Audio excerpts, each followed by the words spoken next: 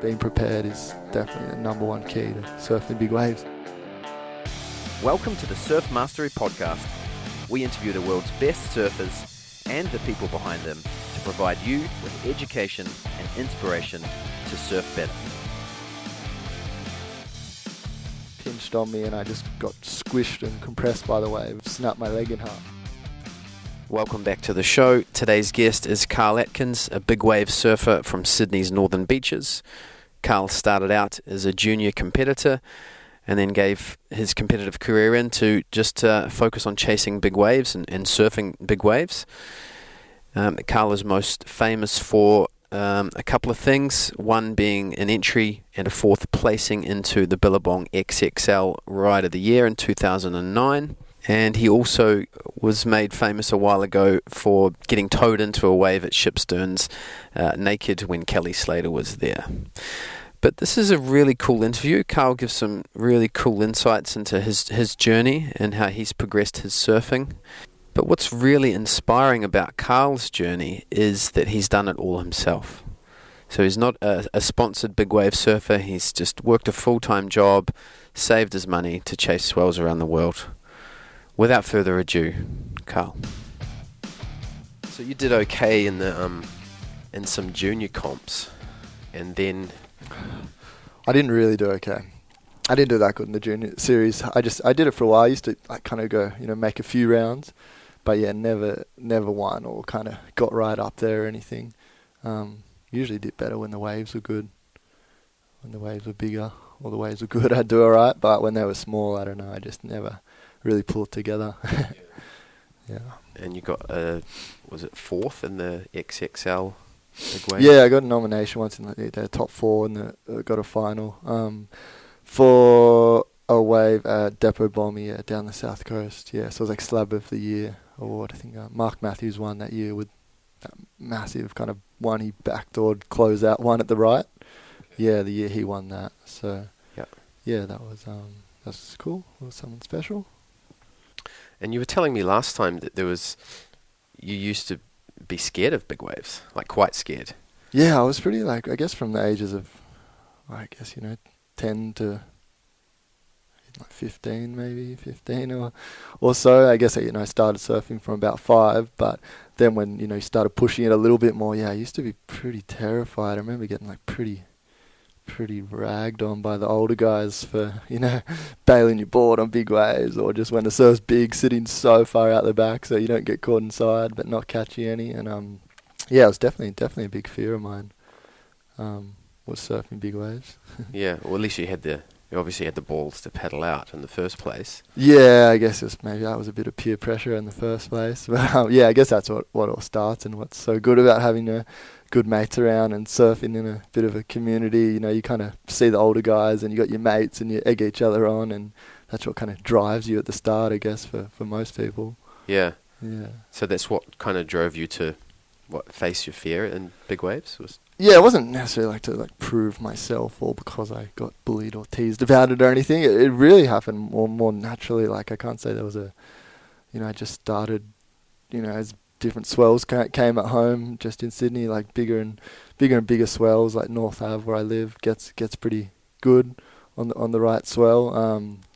So yeah, just getting more opportunities to do that, and then that just, I guess you just push yourself each time, and then eventually I just kind of a few little things switched over, and then I started traveling a bit and chasing bigger swells. Yeah. When was your first actual big wave? First proper big wave was when I went down to Shipsterns. Yes, I think that was 2009. Yes, I was 19 at the time, 18 or 19. And I just had seen this swell, and then I got told about by Tim Benithan. He's a big wave filmer as well, and he said he was going down, and I kind of made a few phone calls from people I kind of knew that had connections down there and everything, and then just got my stuff together and went down there, and that was the first big swell that I surfed, the first proper kind of big surf that I saw. Was something different, just even surfing at your local. It's a pretty unique wave, that one. Yeah, we're not just talking big wave, we're talking heavy as well. Yeah, it was heavy. Yeah, it's a slab, isn't it? It's a big slab. Yeah, I guess it it gets 15 to 20 foot, I guess it handles that, and but yeah, I guess it's just heavy. It comes from far away and hits this big slab, and everyone knows about that step that hits in the middle of it. So yeah, it's a pretty special wave, but that's definitely what started it for me. I remember just like that was the first time I'd seen proper big waves, and the first time I rode, proper big waves and big barrels as well. And was it paddling, towing, both? I paddled to start and just got so flogged because I kind of just didn't have choice. I said I was going to paddle and went down. I didn't have ski or anything like that, so I just got out there and gave it a go. And the first wave I got so flogged on. I went over the falls on, I don't know, it's probably about 10 foot or so, maybe bigger, and snapped my board in 3 pieces and almost drowned. And then got back on the boat, and then Kobe Averton and Ryan Hipwood and those guys were all towing, and after a couple of hours of that, Kobe Averton lent me his tow board and got Hippo to tow me into a few big waves, and I got, there was a good day. It was a consistent day, and Hippo towed me into some pretty good waves. So that was that was how it kind of happened down there. So it was that real. There's obviously a kind of a sense of community on that boat after you snapped your board and had nearly drowned. What took you from that to then being able to go back out there and tow into one? I guess it was probably. I guess it was just probably they saw a skinny blonde-haired guy just having a go, and we're down the bottom of Tasmania down there, and those guys are pretty cool. They have I guess there is a big wave community, and those guys all kind of travel together and tow each other in and everything, and that was very new to it the first time. But they love seeing people have a go and just getting out there and doing it, and Kobe was really nice in that way, where he was kind of, gave me a pat on the back because I said I would paddle in, and I did it and got flogged, and then he said, okay, time's up, grab the tow board and you can go out there. And I'd never ridden a tow board before in my life, so that's how that happened. So it was pretty cool, it was nice of those guys to do that for me. Yeah, so that sounds like it was a kind of a changing, like a pivotal moment in your surfing life. For sure. I didn't really, after that I kind of met Dean Bowen a bit better on that. He was down on that trip with Kobe and those guys, and then Dino said, you got to come down to where I live, there's some good waves. And then I started doing that a bit more and chasing swells with Dean and going down to where he lives and getting some good waves. So definitely that was the main starting point for surfing and chasing big waves. Yeah. And how far outside your comfort zone was that day? Oh, everything. I was so terrified. It was completely out of my comfort zone. Like I said, I'd never really seen or experienced anything like that at the time. But looking back on it, I guess it was terrifying, and I was so fearful the whole time. But I guess it's just that something inside you that just drives you to keep going and give it a crack. And things worked out for me, so that's why I just kind of kept going from there. Yeah. And what is that something that keeps you going? Yeah, it's a good question. I guess at the start I was definitely just just wanted to experience more in the ocean. Chasing the Pro Junior series and doing that and surfing small waves and everything. I'm glad I did it, but I wish I stopped earlier and started chasing swells. But just that, I guess the experience and the adventure that happens when you chase big swells, and that rush that you get, and overcoming your fears, and sitting on that plane ride home knowing that you just got some 15 or 20 foot barrels, and it's pretty amazing feeling, just getting out of your hometown and going out to the kind of that bit of unknown, and achieving surfing a giant wave like that. It's a pretty good feeling. Yeah, and I guess part of it is just backing yourself in the moment, like feeling the fear, and just, I guess, Kobe and Hippo that were there, they sort of gave you that confidence to overcome the fear and go back out again, or?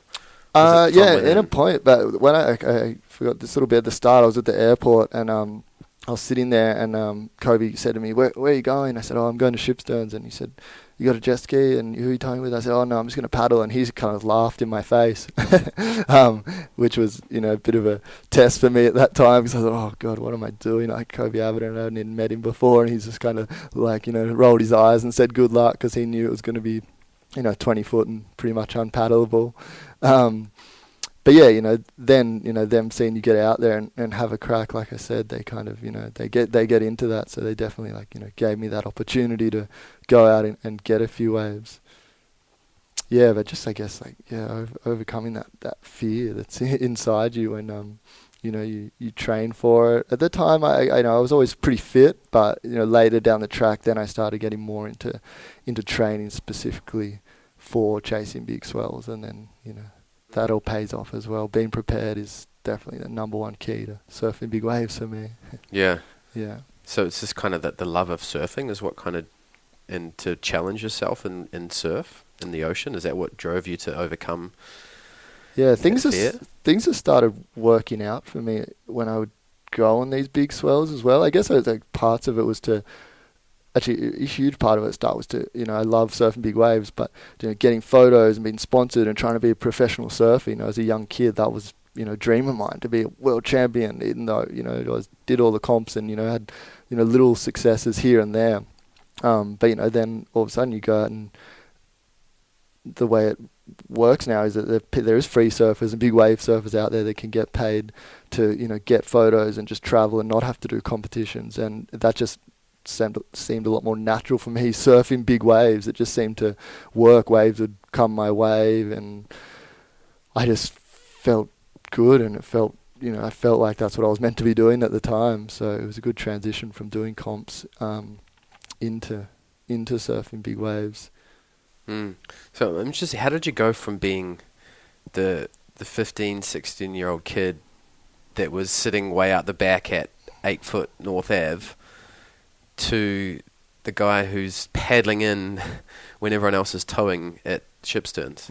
Hard to answer, because it really was just a subtle transition that happened. But like I said, it was that first trip to ship sterns, and I just started. It was weird how the whole universe works. Or I just almost ended up there. I ended up there, and then just thought, I'm gonna give this a crack, and then the way it just kind of worked, and then all of a sudden I got home and I just towed into 15, 20 foot ship sterns, and then after that is when I got a bit more serious about it. But it was just it was definitely, I remember Tim just saying, you should come down and have a crack, some big waves down there, some big barrels. But I can't pinpoint exactly how it changed from being terrified to doing it, but I guess it was just, I just did it. It's just having that fear. It's like everything in life. You have a fear, but it doesn't mean that you can't do something or you shouldn't do something. It's just to kind of embrace that and prepare yourself for whatever it is and go out and give it a go. And that's just what I did. I still feel, in Avalon alone, there's so many surfers that are 10 times better than me, performance-wise or anything. But I just went out and did it. I just went and booked those flights and saw the swells and just started doing it. It's just a drive to get out and have a go at something, a bit of adventure rather than just staying at home. But so you're kind of trusting that primal surfing instinct rather than the fear. Yeah, and just I guess it's knowing you can, when it works the first couple of times, and you have a crack and you have a few successes on a few big waves, and you go, wow, and you get flogged a couple of times as well, and realize that you're okay from that, and then then you build into that. And I'm not saying that I went from being completely terrified, like I said, like really small wave, medium-sized waves, and then just next day when I surf big waves, it's still from surfing from 5 years old to building up and being terrified, but you're still out there because your mates are pushing you to do those things, and you do still build up from when you're scared when it's 6 foot to then being scared when it's 8 foot, so I guess it does take time. It wasn't something that happened directly overnight. Yeah. What are some things that you learnt along that journey that a lot of people miss out on? I guess just seeing what's out there and just experiencing some different waves, different people as well. But just just kind of getting out there and just seeing what's out there and the places that it took me and different things. I think I surprised a lot of people just in the local community or in the surfing community, and it's kind of said, oh geez, you used to be so scared of waves. Well, how'd you end up doing that? But like I said, it was just getting out there and doing it, and it doesn't have to be like I'm saying this not just for surfing or whatever it is, but just, just making that move or booking that flight or just signing up for whatever it is that you want to do and just, giving it a crack without looking back. Yeah. So Yeah. getting outside your comfort zone. Yeah, I like that feeling of, being in that place of fear and then, accomplishing, what terrified you, or, realizing it's okay, all these things that we worry about, work out. Yeah. Yeah. Now I'm interested to, if we contrast that with your leg injury recently, and did you, let's say at Shipsterns you were ignoring the fear, trusting your instincts.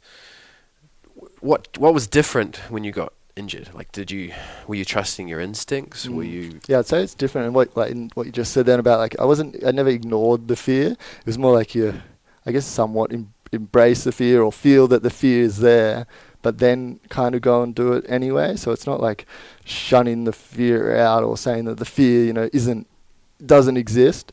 But yeah, just, I guess with the like, I broke my leg, snapped my shin, the tibia and fibia in 4-foot surf. And I think, like, for a lot of big wave surfers, I was thinking of this not only a couple of days ago, but guys like Greg Long and Shane Dorian, how they're so well prepared. They're definitely the two best big wave surfers in the world.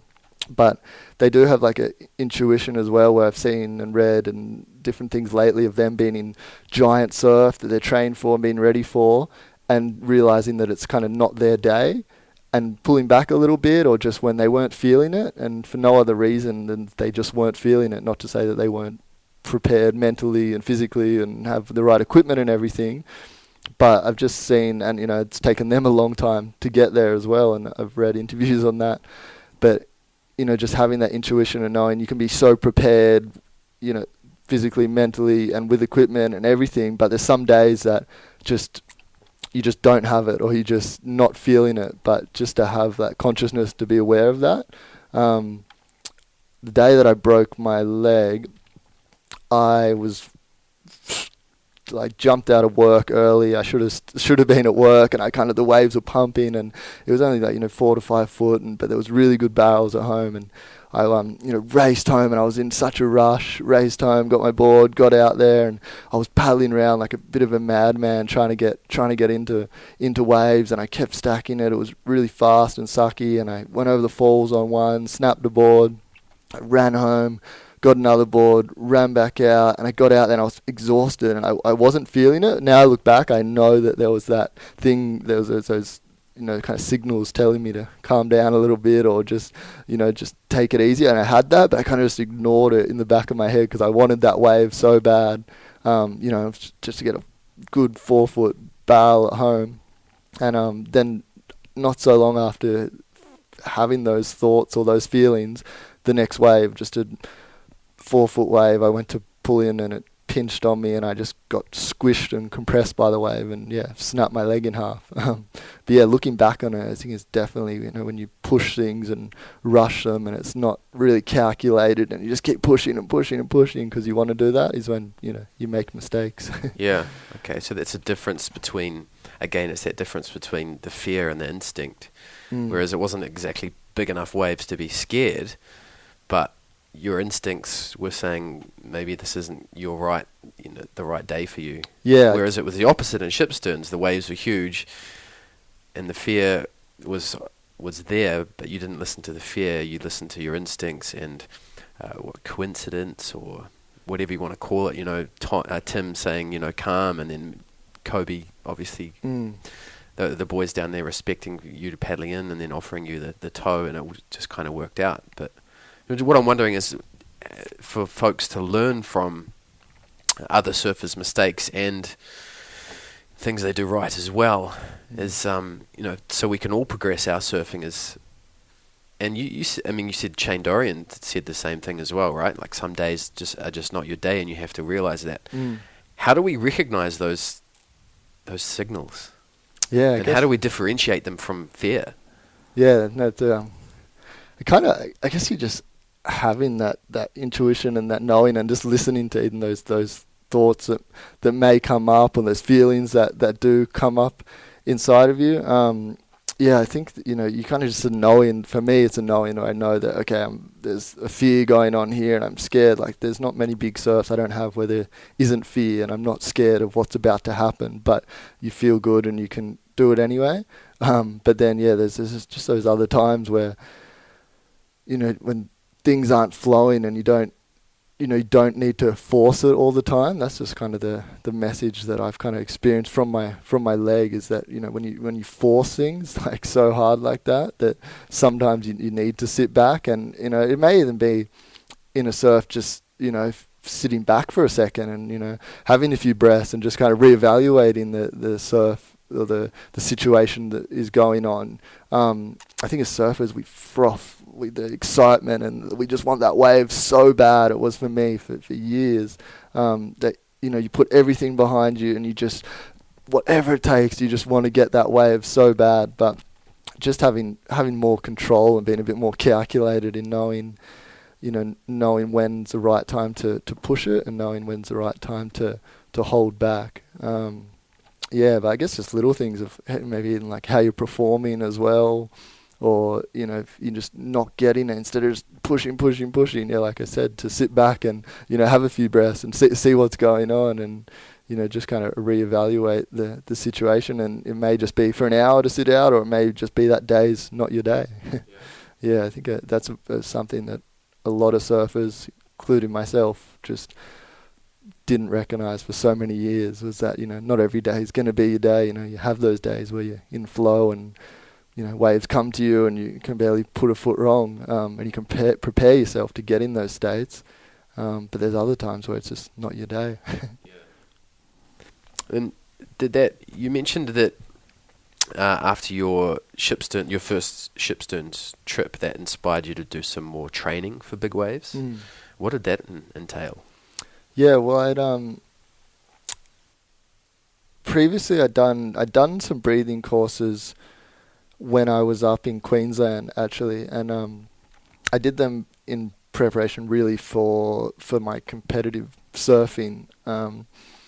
And actually, after the first time I did one of these breathing courses, I went to Stradbroke Island the next day for one of the Pro Juniors, and the surf was about 4 to 6 foot, but I used to get, there's a lot of fear and anxiety around competing as well, even when it was small, just of, being in the water and, making the right moves and, getting through heats, and just being in a heat was just got a lot of stress build up for me. And I got the best result I ever had in a Pro Junior was after doing this breathing course. So I was a bit, obviously I was like, whoa, that stuff really worked. Like, what was that? And I, after a few months, I hadn't done it for maybe in a year or so after that. But then after going down to Shipsterns was then, I kind of thought, okay, if I'm going to do this, I want to get back onto, getting myself as fit as I can and doing this breathing enhancement training. And that's what, I really started focusing on doing that, because I thought, obviously surfing big waves, I was already pretty fit physically, just from surfing and, other physical training that you do, but the breathing enhancement is definitely one of the key components you need for, obviously to hold your breath under a big wave. That was a huge focus of mine once I started, getting really into surfing bigger waves, was the breathing enhancement training. Yeah, and how many hours a week did you dedicate to that initially? Probably only, probably 2 sessions a week was what kind of the optimal training in the pool, doing this specific breathing training that I do. Doing that, like, just consistency is definitely the key I found to a lot of that training as well. And also once you get, through a winter as well, once you do a bit of training, and then on the good times when the swell's back to back, there's no better training than surfing in big surf as well. So if you get a few back-to-back swells and, get a few floggings and everything that comes in a big wave session, that's the best training that you can do. So it's pretty obvious for people listening that doing breath training, underwater training and stuff is going to help in big waves, but you also mentioned how it helped in surfing smaller waves in competition. How does your breathing affect that aspect of surfing? Yeah, it was just to start for me, it was really quieting my mind, quieting what was going on when I was sitting out there in a heat, worried about, what I was looking like, or what the other guys were doing who were sponsored or who weren't, or whatever was happening. All the busyness that happened in my mind was focusing on that. The breath for me really helped me before a heat and during the heat when waiting for waves to then be able to perform. When I was, had that bit of empty space in my mind, I could really just get to what I knew how to do. And yeah, the preparation before your heats as well, the same thing. Just focusing on the breath. One of the best things for me was just that calming effect that it had to chill out those nerves. And I think just for everyday life as well, not even surfing, the breath is such a powerful tool to stay calm, quieten those thoughts that we all have. And then, that can help us come over the anxieties and the fears that we all face. Yeah. And that's the Breath Enhancement Training from Nam Baldwin? Yeah, that's right. That's the training that I've been doing probably about 10 years now. Was when wow. I did my first session with Nam. Yeah. Yep. Yeah. So and it started off, like I said, just mainly for competitive surfing, and then I started, went back and started doing it after I started surfing a bit bigger waves, and then just back and forth over the years, going up there and training myself down in Sydney. Yeah. Yeah. Awesome. Yeah, I interviewed Nam a couple of podcast episodes ago, and it inspired me to do the introductory course, which I did, which was amazing. Probably one of the best courses I've done, not just for a surfer, but just as I think anyone should do the course, just for the way it affects your physiology, and is phenomenal. It's mind-blowing, let alone the obvious benefits for surfing, especially big waves, but just the way you feel after that training session it's indescribable, really. Yeah. Isn't it? Especially at the end when you do the mammalian dive reflex activation thing. Wow, that's the feeling of calm in your body after that is, you can't. I've never come across doing yoga and thing. You get close, but that underwater aspect just changes the game. Yeah, really. That program's really, really well set up now, and it's those Nam and Devo have developed that over quite a few years and worked with some really good people. So that course is amazing. I love seeing everyone's faces after the course, because most of them have never experienced such deep relaxation from doing that. And and the thing is, they also forget. A lot of them don't experience that stress as well that is at the start of the course. But yeah, like you said, not just for surfers, because whether it's surfing in a competition or surfing big waves, but mainly day-to-day stresses that everyone faces in the business world or work or family or relationships. The breath's a very powerful thing that a lot of us kind of take for granted and forget about. It's amazing, that course, and what Nam's done with it. Yeah, it is. I continued on with the training, and then I went to Ulus and had a couple of big days there, and I was there a couple of months before I did the course, and then I did the course and did a bit of practice and then went back, and so I was able to gauge the difference quite easily, because Ulus is quite a unique wave, and it got some good 8-foot swells both times I was there, and I was so much more comfortable the second time round. Like surfing the Bommy by myself, it was just fine. Rolled in by sets and just did the breathing stuff and knew I was coming up, kept it safe, paddled back out, reset the breath and back again. It was just, it's so much more energy. In the past I probably would have done the same thing, but would have been flogged, caught a couple more sets and gone in. But I was able just to keep my energy levels calm, and it was fine. It was awesome. It's a different approach to, chucking on some Rage Against the Machine and just jumping out there and putting your head down and doing it like that. So like I said, it's just so good being prepared for any surf, but especially a big surf. Yeah. Well, your breath can do both, can't it? It can deeply relax you, or you can, get your breath up, and certain ways of breathing to ramp you up as well. Yeah. So it's anyone listening, I recommend that course. It's just amazing. It's a great course. And you're learning more stuff from Nam as well. I know he's doing different. It's not just breathing that he does, is it? He does a lot of stress management and life coaching, and he's getting into doing lots of corporate corporate kind of gigs now where he's, helping people using the breath, but, doing different things on land. And like I said, helping people deal with, day-to-day stresses that they all of us deal with.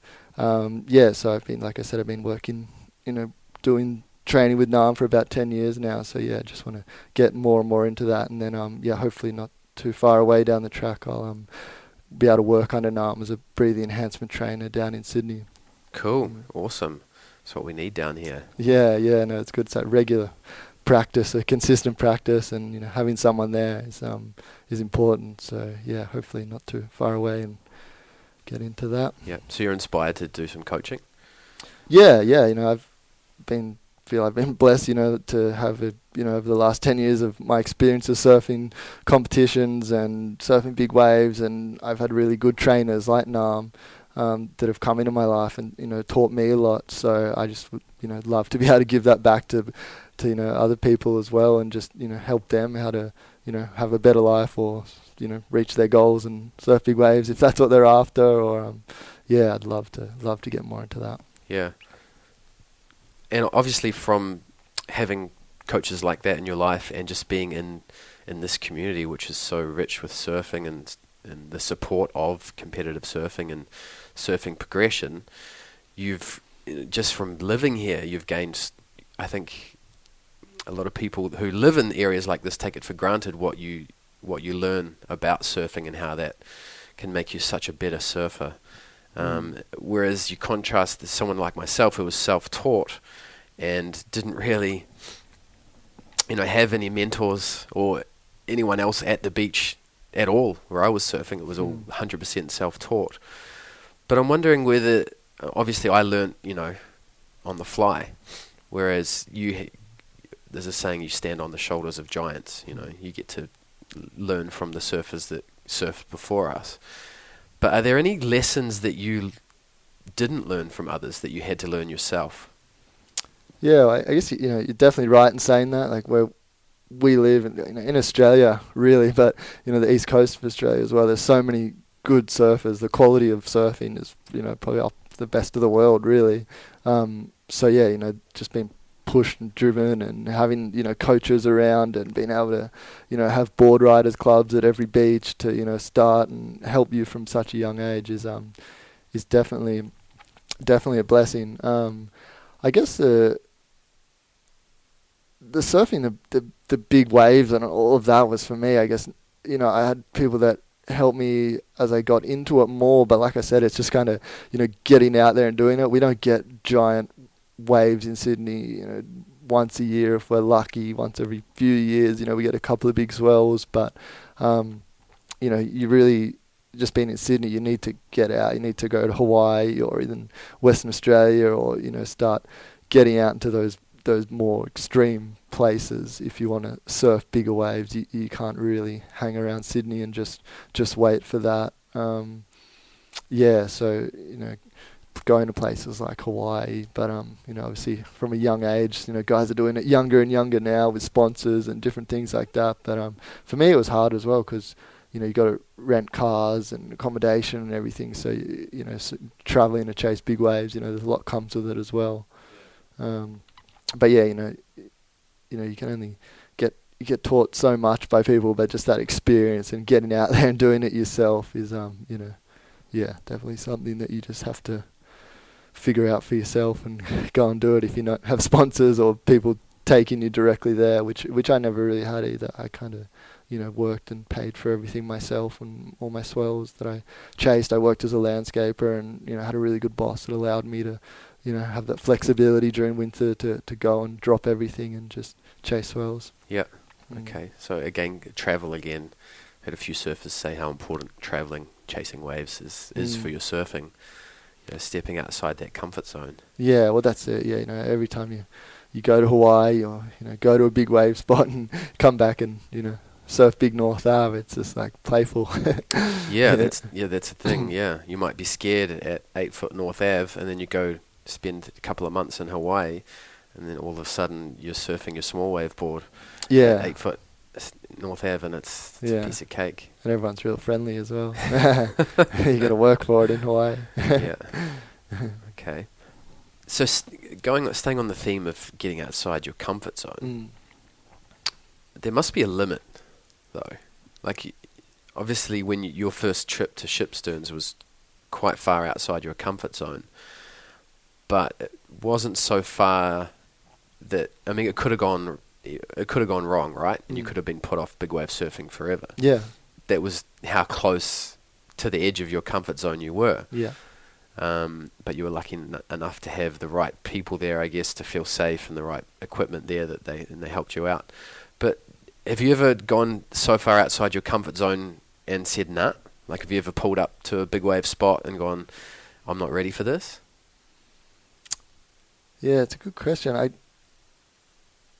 I've had those thoughts. I've definitely had those thoughts where I've been there and thought, oh, what am I doing here? Probably, maybe Tahiti. I went to Chopu for one of those really giant swells a couple of years ago, one of the biggest ones. And I got to the airport, and at first I was on a plane, and it was, Mark Matthews and Laurie Towner and Hippo and Dean Morrison and, Richie Vass and a few other guys, like all the big wave guys on one plane. And then when we landed in Tahiti, there was like Laird and Dorian, and then the plane from Brazil came, plane from America came. It was like every big wave surfer in the world was there. So those thoughts, come into my mind then, when I'm just like, oh, what am I doing here? But yeah, I guess it's, like I said before, it's just knowing where your comfort zone stands and what you're prepared for as well. I'm not saying to go and, do your first breathing course and jump on a plane and go to Tahiti or go to Shipsterns. I surf, like I said, I surf competitively for a long time. So, build up gradually, and you have to know your limits and know, your ability as well. You can hold your breath for 5 minutes and be the fittest man, going around. But if your ability to surf isn't up there, you have to be aware of that and try, only you can judge that to see where you're at. I wouldn't say I've had too many times where I've actually not surfed, but yeah, there's definitely been times where I've had those feelings and thoughts. But like I said before, it's just trying to decipher like when's the right time to pull back, and if it's just waiting to assess it for a little bit if you're not feeling it. But it's just knowing your own ability and knowing when there is a time that you should maybe wait. Yeah, so all that experience in small waves helped your big wave game. Yeah, for sure. Like I could surf, and I'd been surfing a long time before I did it.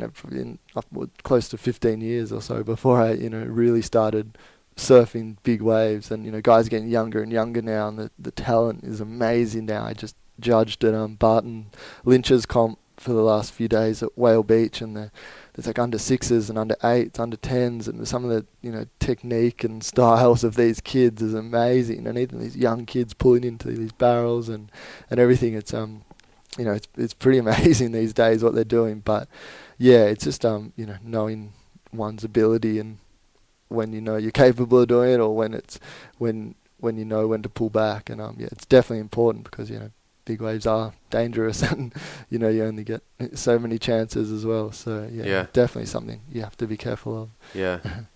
So self-awareness is a big one. Yeah, for sure. I think it's been a huge thing for me. And there's actually been flights and you said with like rocking up to swells and not surfing, but there's been times where I've almost gone on swells, then I haven't, and because I've had that feeling inside me. There was one time to go to Hawaii, actually to go to Jaws, and I was ready to go, and I was so close. I was actually on the phone to flight attendant about to go the next day, and I just I had just so many signs in me just telling me not to go. And it was always like that, booking flights and doing things like just trying to decide, to spend the money, to commit to it, to all of that. But knowing that as well, I guess, was just having that, listening to those signals. So there was that one time actually where I decided not to go, and then a few days after, I remember everyone saying, oh, that was one of the most dangerous swells there was, and people got hurt, and the winds were wrong, and I was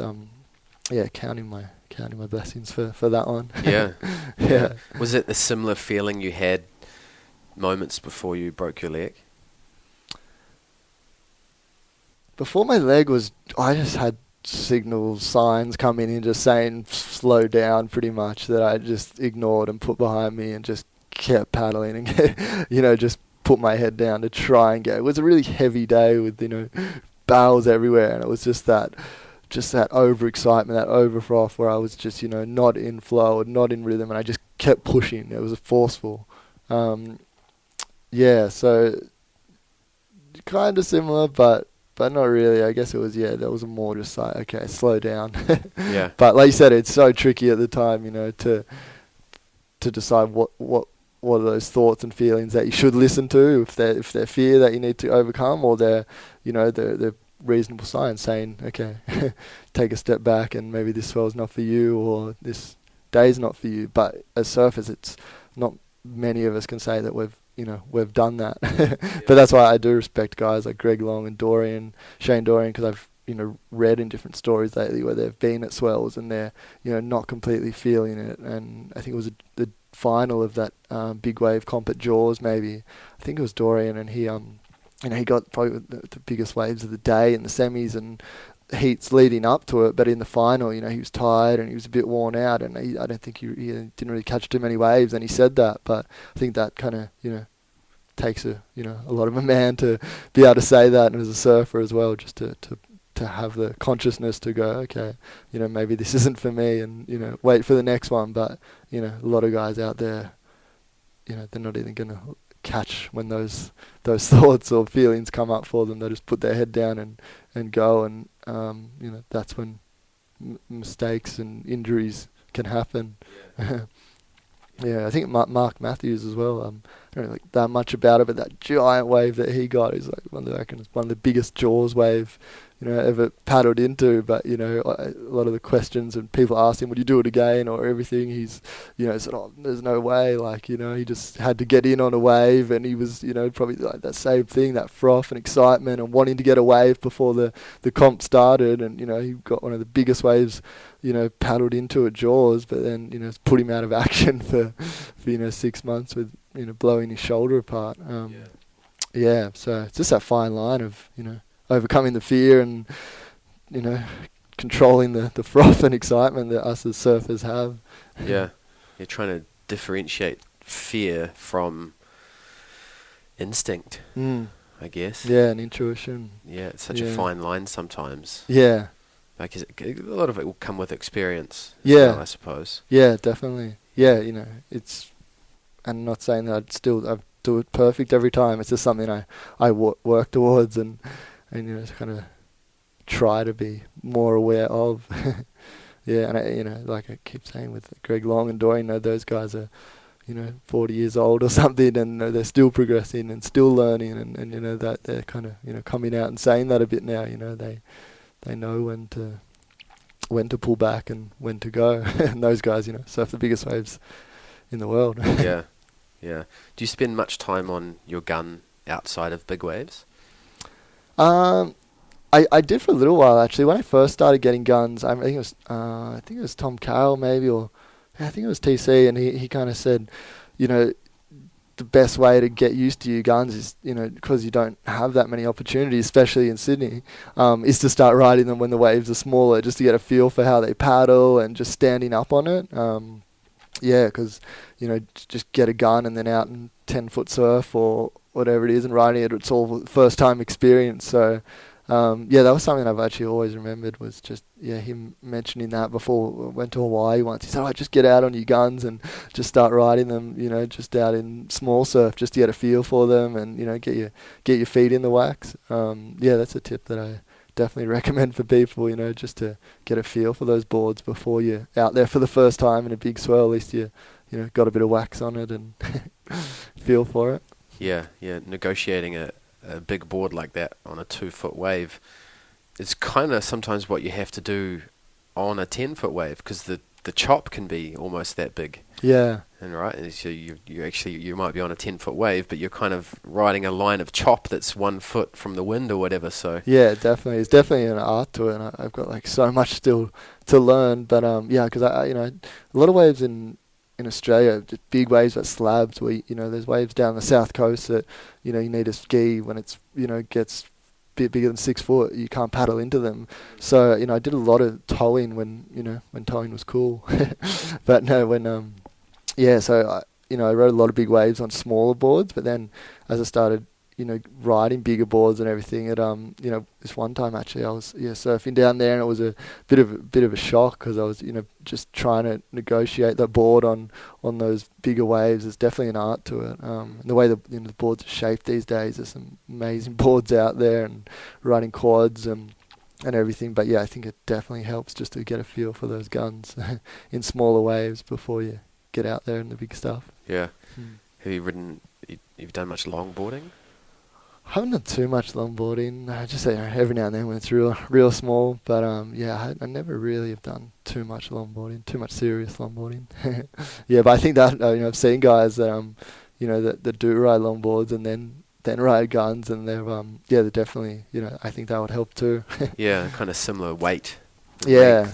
But saying that as well, the real big waves guys are riding big boards, but you watch a lot of the guys now as well, and they're riding smaller and smaller boards, places like Chopes and things like that. You just need sometimes it just needs to be a bit thicker under your chest to paddle into them, but you don't want it too long so you can, get up under it. And some of the, there's Hawaiian guys and, paddling into Chopes, getting right under the lip. There's definitely an art to that as well. So it depends if it's a big slab or it's a, big bommy, or you just kind of have to be ready for everything and have a good quiver.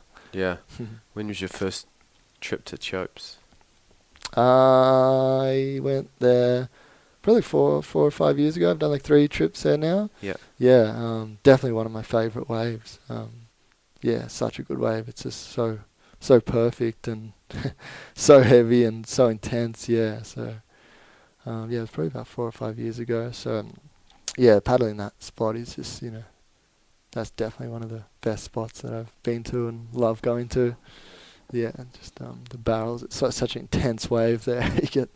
you get so flogged, and you have to be on your game there to when it starts getting big. Yeah. I mean, you obviously spent some time at the slab here in preparation for ship sterns, but did you ride any left-hand slabs before you went to Chopes? Yeah, down the south coast, there's a lot of left-hand points down, a lot of left-hand slabs that down there, and I was towing with Dean Bowen a bit, and he's a goofy footer and loves his left. So yeah, I'd say I'm better on lefts barrels than I am on right barrels. Yeah, there seems to be the area where I live and areas close to me seems to be more left-hand barrels than right-hand ones. Did you find it harder to learn to get barreled on your backhand than you did on your forehand? Yeah, for sure. I think it's for most of us, pig dogging and getting into left barrels seems unnatural, and it's pig dogging I think is probably one of the hardest things in surfing people struggle to get a grasp of. But I remember I used to watch like Andy Irons and Bruce Irons, and just like loved how they pig dogged barrels at pipe, and they just had their cool styles, and I always wanted to be able to do that. So I remember like for years, even just at home when there was good right-handers or whatever, I just go left on like every opportunity I can, just pulling the closeouts, just trying to grab my rail and just work that technique. Yeah, that is by far my favourite thing to do in surfing is, left slab and left pig dog barrels. Yeah. So you did a lot of watching the Irons brothers. Yeah, I think those guys, are so good at it, and just have the, really good styles, and just them out pipe and them out Tahiti for me. Just watching their old movies was something. Yeah, they definitely inspired me to be able to do what they do. Yeah. How much time did you spend watching them? I spent a lot of time when I was young, actually. Yeah, just trying to figure out where they grab the rail, and the way their shoulders point, and just the direction that sends them out. Yeah, so I used to spend a lot of time watching those guys. Yeah. What's a lot of time? Like hours a day? Oh, I wouldn't. Oh, I guess probably I was young. You probably used to watch a surf movie a day when you were young. Yeah, get up early and watch it before the sun comes up, and watch it at night, and on the weekends with your mates. Yeah, I don't know, no hours, but yeah, maybe one a day when you're a full grummy. Yeah, I don't watch as much surfing as I used to, but yeah, I used to love it. But obviously that was a time in your life where you really wanted to get better at one particular aspect of surfing, right? Yeah, for sure. That's probably where I put the most focus for myself in surfing to perform in a certain way. That from just thinking back would definitely be the most amount of time I'd put into was and focus on watching things in like with doing turns or anything. I didn't really focus too much on that, but the one point that I would have like I just said was watching videos of those guys and going left closeouts when there was good rights just to get good at that was something that I focused on. Yeah, and I think that paid off a lot. And what back when you first started, right, really being a little bit obsessed with backhand tube riding, was what percentage of waves would you make? Not very many. Not very many. Because like I said, I used to pull in a closeouts that would come through. But yeah, I just found it an awkward position to be in. And it was just, it was just hard figuring out. But then once I started to get the hang of it and, know where to position yourself a bit better and, ways to make it out of barrels on your backhand. Yeah, I think the feeling and sensation of kind of, dropping into a sucky backhand barrel is just like one of my favorite things to do. And I think like sometimes for me it's actually easier because you can like dig your rail in a little bit more on your backhand and get into a bit later, and because you kind of holding on with your rail and you can dig it in on your forehand, when you're not holding on, you really just have to like have that balance to get your rail in to get in really late. Yeah, it's just for me. I just found like I think it's easier to get late and deeper on your backhand than it is on your forehand. But you can only say that because you went through that time of focusing on it. Yeah. So yeah, that's true. So all those hours, it's worthwhile. Yeah. Because now, I mean, it's a skill you probably never lose. Yeah, no, and it's like something I still just love doing the most. If anyone was to ask me what's my favourite thing to do in surfing, it's hands down left barrels. But not everyone's the same. I got mates that I guess love going rights, and maybe it's because I don't know they're not as good at pig dogging, or they surf more rights, or it's where you grow up, or what waves what waves you like. But when I started going down south and surfing lots of left slabs, and then go to Tahiti, and then go to Fiji, and go to Nauru in Western Australia, they're all left slabs. So I don't know. I guess it all just kind of led me that way, and focused on it to get better at it. There's some winters I haven't gone right for ages, but maybe guys on the Goldie and surf snapper all the time and live up there, they probably say otherwise, where they don't go left for a very long time. But I guess guys like Parko, he's really good on left. He's one of the top guys for sure at left big dog barrels. Did you find that getting better at left-hand barrels made you a better surfer overall? Yeah, I guess just like having that option and the ability that you've worked on to be able to go left. Or more specifically, do you think getting better at backhand barrels made you better at doing forehand cutbacks? No. No. No, it just got me better at pig dogging lefts. Yeah. What about being more and surfing more critically in the pocket on a left-hander? Do you feel more comfortable? Yeah, maybe like just even for like takeoffs, if it's not necessarily barreling, maybe just being able to like swoop into lefts a bit better, and knowing you can like trying to trust your rail a bit and get those takeoffs to get yourself in better positions. Yeah, I'd say it would help for that. And was it the trips down south that inspired the backhand stuff, or was it the Tahiti? Yeah, a bit of everything, but I'd definitely say like Andy and Bruce Irons, just watching them was just something I just, just something that I liked about their styles and the way they rode backhand barrels. I thought it just looked really stylish, and, like I said, those two for me at the time were the best at it. So I just really, I don't know, I just like the look of it, and then when, start doing it as well, I just think I like the feel of it as well. It just feels good to be in that position, and maybe just because it was really difficult, or something that I found I wasn't very good at. So then, like I said, when you overcome that or accomplish something that you're not so good at, then it pays off and feels pretty good once you kind of master it. Yeah. Not that I've mastered it, but mastery is a journey. Yeah. What about hanging out? Obviously, you've had the chance to hang out with a lot of top level and especially big wave surfers. Is there anything you notice about those people that are different to other surfers? I guess obviously their commitment is a huge thing. Just to a lot of big wave guys obviously have to have that commitment. I know I notice as well, like maybe a lot of them, they just have that love of big waves. There's guys that surf really good. I know they surf 10 times better than me, but they're just not into big waves. And we're all different, and there's a lot of them will admit it, some won't, but some just they're just not that into it. But yeah, some of the big wave guys, like not all of them surf great in small waves, and a lot of them, I guess they have that drive for big waves, and they maybe surf in small waves. They don't have that ability or that skill to surf really well in small waves. So, they get it out of surfing big waves. I think that's definitely something I noticed. And not to say that everyone, a lot of big wave guys surf really good in small waves, but there is a majority of the bigger wave surfers that maybe just because they love it, they just love surfing bigger waves, or like me, just small waves didn't necessarily work for them, and then when they surf big waves, things worked. That's what happened for me.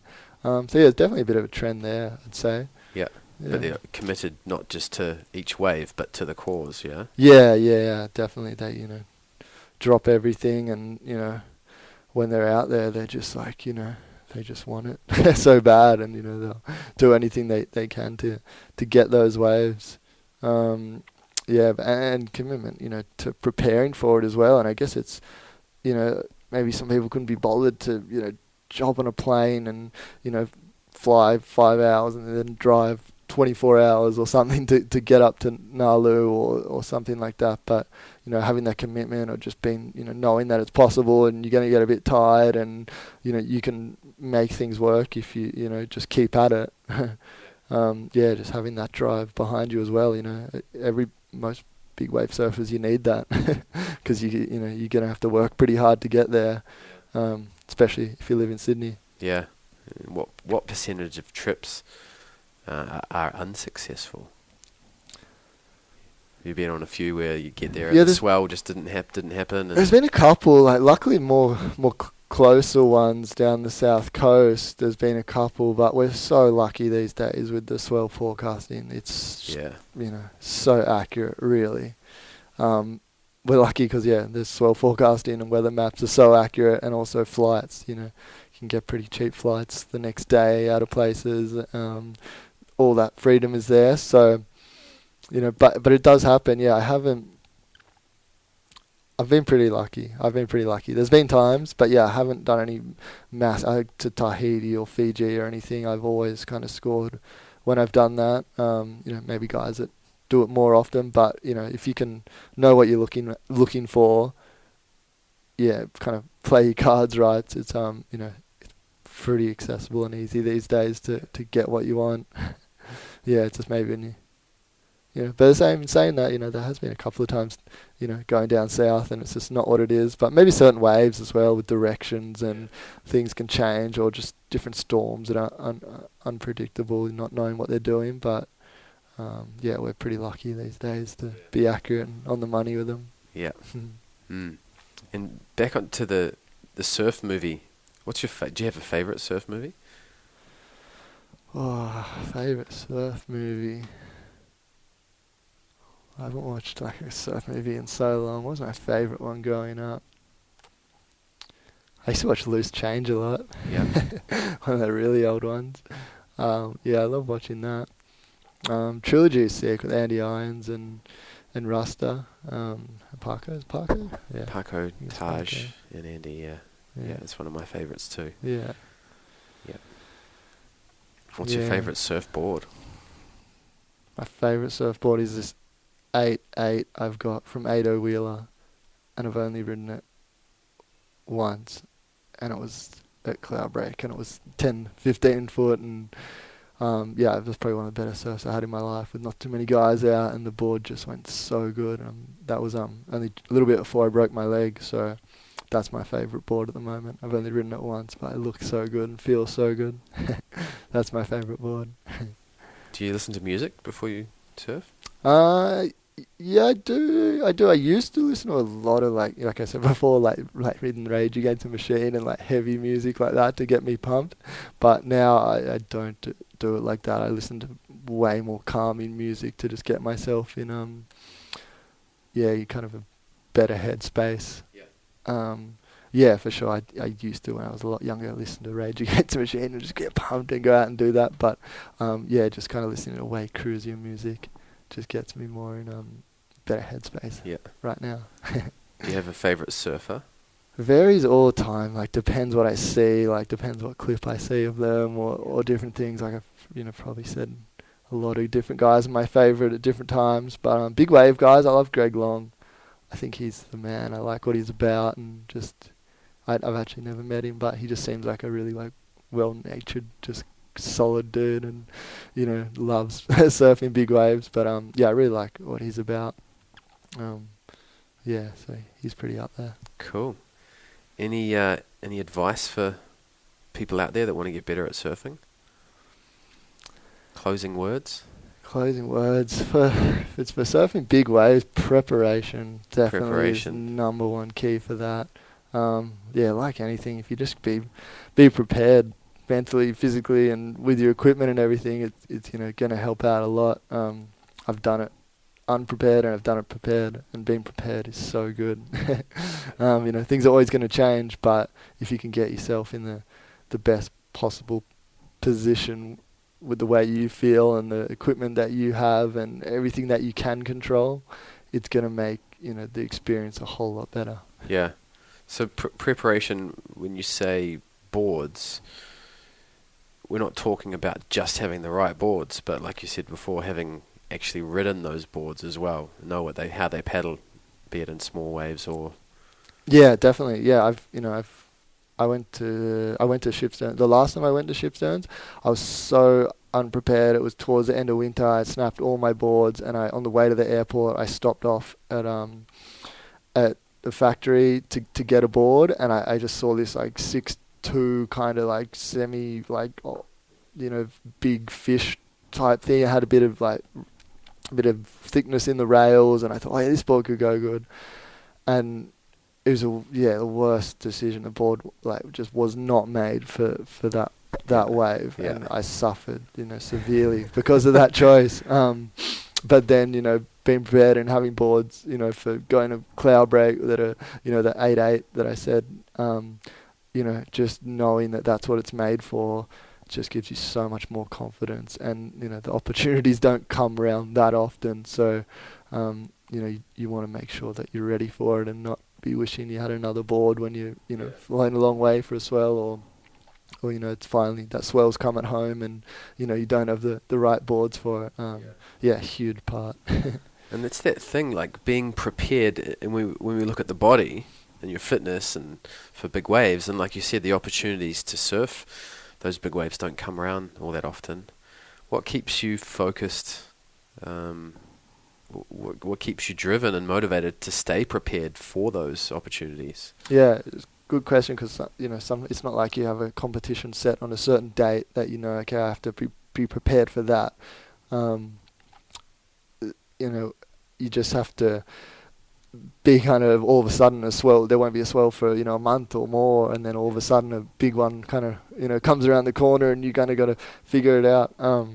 But yeah, just that consistency within the training. But I just like feeling good, so I like to be healthy all the time, and so that's just feeling good is what we're all after. So I just do the best I can to be feeling good and be in a good state in my mind and in my body, and it works well for everything else you face in life, not just for surfing and big waves.